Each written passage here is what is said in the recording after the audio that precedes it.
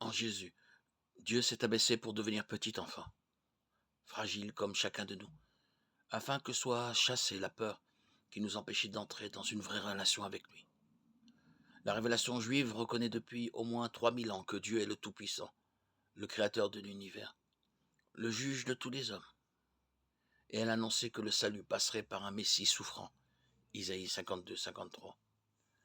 La grande surprise pour les Juifs fut que ce Messie sauveur, tant attendu, soit Dieu lui-même, descendu nous sauver en prenant notre condition humaine, en souffrant et en mourant ignoblement sur une croix.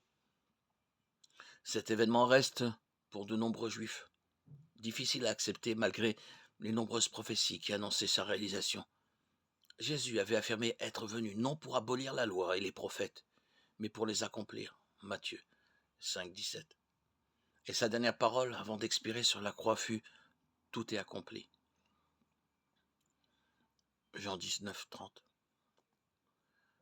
J'aimerais attirer votre attention sur l'expression qui revient le plus dans le Nouveau Testament et qui est « N'ayez pas peur ».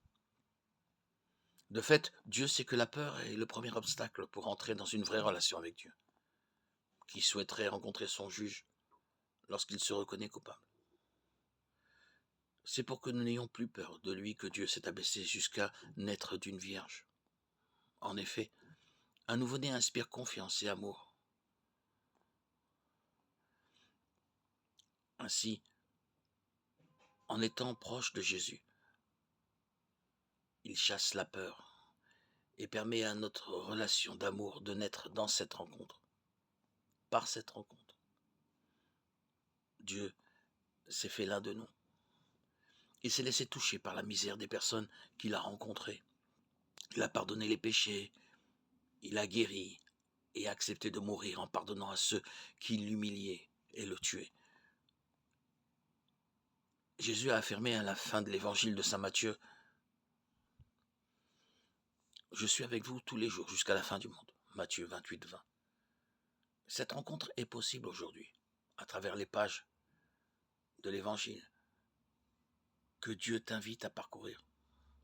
Cette rencontre peut transformer ta vie, comme ce fut le cas pour des millions d'hommes et de femmes depuis 2 millénaires.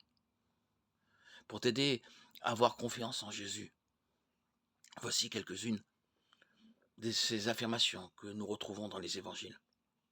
Je suis le chemin, la vérité et la vie. Jean 14, 6. Personne ne va vers le Père sans passer par moi. Jean 14, 6. Qui m'a vu a vu le Père. Jean 14, 9. Car le Père et moi, nous sommes un. Jean 10, 30.